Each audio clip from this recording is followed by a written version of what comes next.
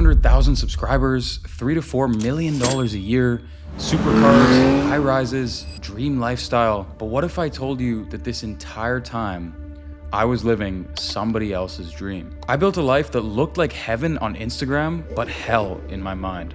I've been lying to all of you, and I've also been lying to myself, perpetually convincing myself that I have everything I ever want and more, and preaching that to all of you. Before I explain, I first need to take you back in time. I grew up middle class in Canada. My parents gave me every opportunity to learn, grow, and explore, but never spoiled me. They paid for what I needed, not what I wanted. I learned how to hustle for what I wanted. And by the way, for that, I'm forever grateful. I chased the dream of becoming a pro soccer player, and I was on the rise until a year-long injury took me out of the game entirely, and along with it, my whole identity. I spiraled. I even got suspended from school, but by God's grace, I snapped out of it. I re-enrolled, became a straight A student, and for the first time, I saw my parents crying tears of pride instead of disappointment.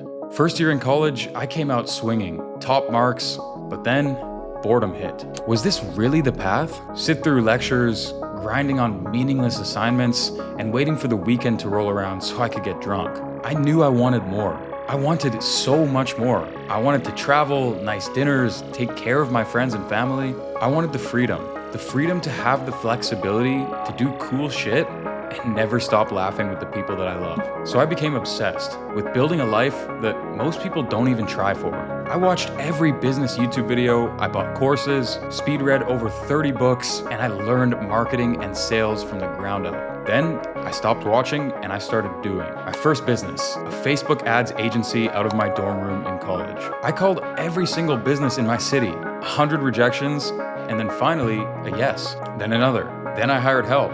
And before long, I was making $15,000 a month out of my damn dorm room in college. But I was overwhelmed.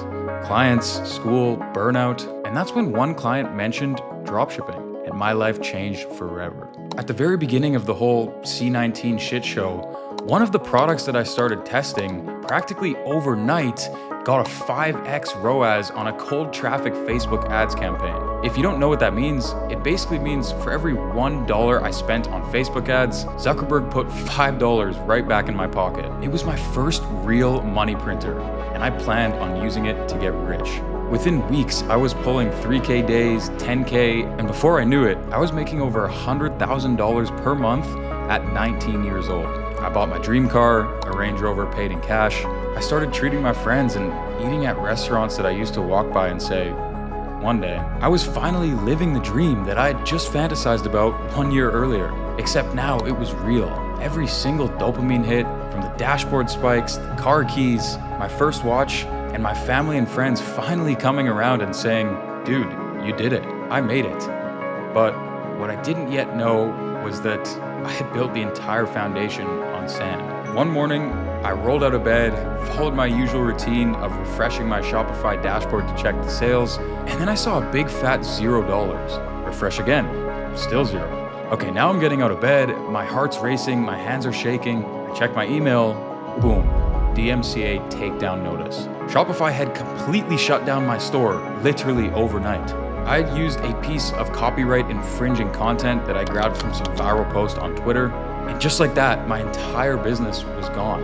And that wasn't all. That same week, I found out that my supplier scammed me on my last order for over $10,000. Fake tracking numbers, ghost emails, vanished inventory. I was cooked. And this moment was brutal. But not just because I started losing money, but because I started losing face. My friends, my family, they'd finally come around after so long and realized that I was legit.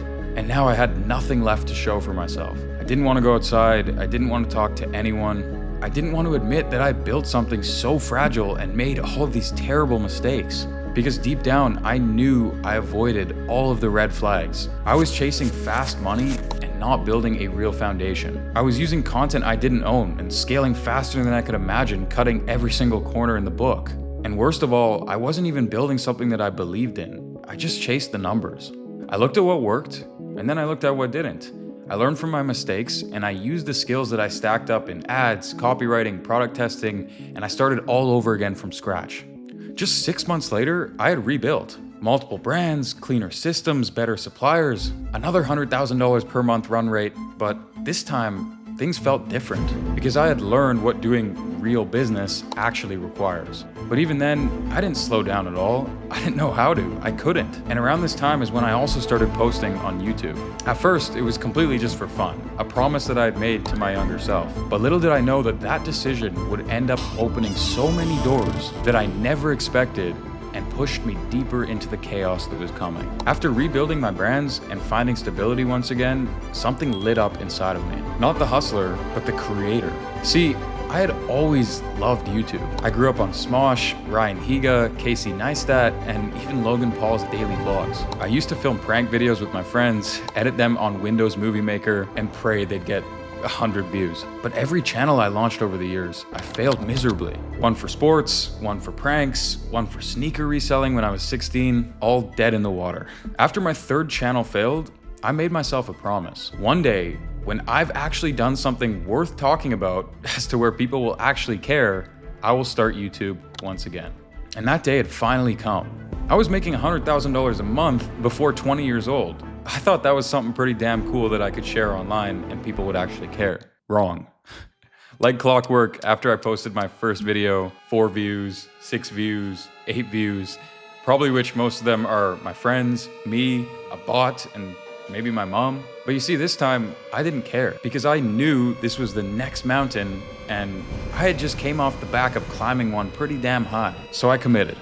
1 video a week for an entire year, and then I'll decide if YouTube is something I want to continue pursuing. Week by week, I strive to make each video just a little bit better.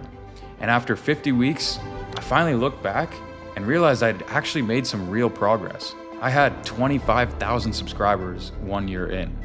And I know that might not sound like a lot, but I was making $10,000 a month in AdSense revenue because business or financial channels happen to pay the highest, and another $15,000 a month just from affiliate programs and sponsorships. Old videos were still generating money, and I was starting to build a real audience that cared. So many people were reaching out to me on Instagram and asking for my help. YouTube became more than just a hobby. It became a second business. And the best part about that was that this time it felt like I had built something authentic. I was just telling my story, documenting the journey, providing advice and value. No filters, no funnels, no false urgency or scarcity tactics. Just, this is what I've learned. If it helps you, amazing, subscribe. But naturally, I started to expand. I eventually launched an info product business from all the demand of people who wanted help.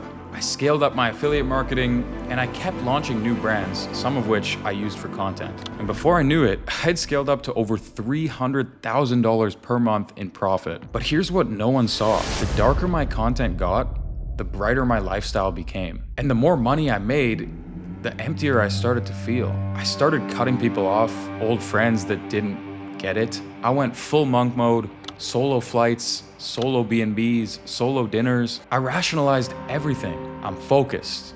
This is what it takes. I'll relax later. I'll relax after I've made 10 million. I probably read 70 business and self-help books, traveled to inspiring places. I tried biohacking, journaling, meditation, saunas, but nothing worked. Because no matter how hard that I worked, I couldn't escape the feeling that none of this was mine. You see, I was addicted to progress, but allergic to presence. I built a machine that I no longer wanted to run, but I didn't know how to stop it. And I mean, at this point, how could I stop? I literally trained myself to feel guilty every time I put my work down. And I had consumed so much business-related content that it's all my mind would think about. A few months ago, I finally snapped. It wasn't loud, it wasn't dramatic, it was quiet, creeping, constant. Let me tell you something most people will not admit. Success doesn't protect you from pain. In fact, sometimes it causes it. I had it all on paper. The money, the influence, the dream lifestyle, but my soul was laying somewhere beneath all of that. And it caught up to me slowly, and then suddenly all at once. At first, it was the little things. I started sleeping in, first 9, 10. Before I knew it, I was waking up at noon. I'd literally open my eyes and feel no reason to get out of bed. Just this heavy fog, like somehow gravity had tripled overnight. I stopped working out, I stopped answering texts, I stopped creating as much, and I stopped showing up for the people that I loved. Every night, I'd smoke up just to quiet my mind. Not for fun, not to relax, just so I could go to damn sleep without spiraling. And the next day, it would all repeat. Wake up late, low energy, fake motivation, numbness. But here's the part of all this that haunted me the most. I kept showing up online. Still posting, still performing, still pretending that I was locked in, because I thought that that's what people needed to see. Because I thought that that's what a leader does. He keeps showing up even when times are tough. I told myself I'm way too disciplined to burn out. That burnout was just for people who were not built for this life. I believed Andrew Tate when he said it was weakness. I believed hustle culture when they said rest is for the broke. But I was wrong. I wasn't tired from working hard. I was exhausted from living out of alignment. I was building a prison and calling it success. I had fully convinced myself that suffering was my requirement for greatness. That if I wasn't bleeding for my goals, then they weren't even real. But what kind of goals destroy you in the process? What kind of dream makes you resent waking up every single morning? The empire that I had built, it started to feel like a coffin, a shiny, gold-plated, algorithm-approved coffin. I hit a point where I just couldn't lie to myself anymore. I shut down my info product business.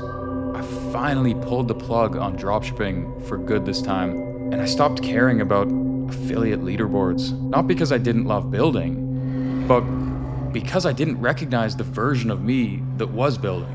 I wasn't chasing passion, I was chasing approval. I wasn't creating for fun, I was performing for validation. And worst of all is I was convincing you guys to do the same. I had lost the plot completely, and that's when it hit me. I don't need more hacks, more funnels, more influence, or even more money.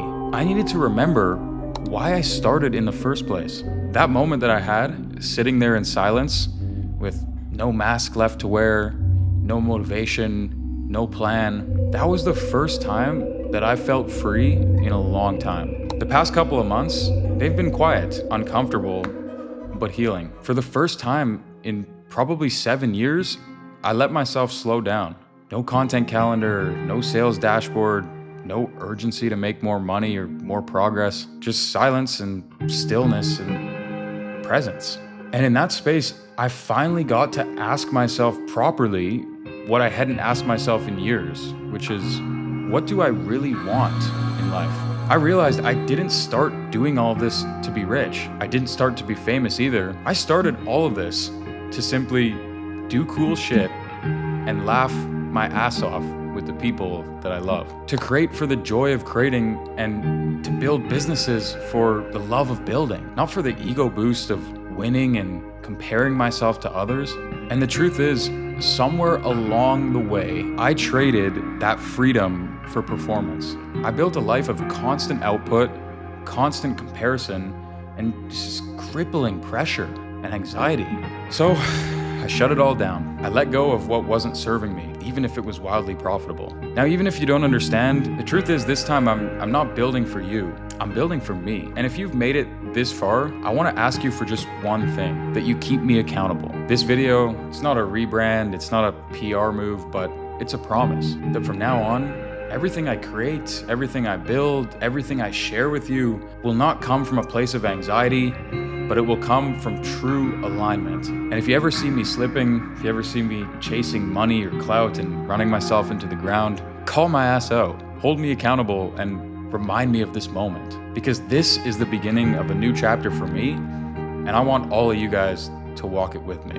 Now, if you've made it this far, I want to challenge you, not with a tactic, not with a call to action, but with a question. What do you actually want? When you strip away the noise, the followers, the pressure, even imagine you already have $1 million in your account. What do you do now? Because if you can find that, and if you can live in alignment with your true self, you win. Whether you make $2,000 a month or $200,000 a month, I promise you, you win. And what's more is, by living and building this way, you'll probably end up having more success and making more money anyway, because authenticity will compound faster than any algorithm ever will. Now, if you're wondering what I'm working on now, I've linked some stuff down below in the description. I'm working on free resources to help you guys make your first few $1,000s online and a long-term e-com brand that I'm building from the heart. If this video helped you, don't just like it, share it to someone who needs it, because this is only the beginning. Thank you guys so much for watching, and I'll see you guys in a week. Peace.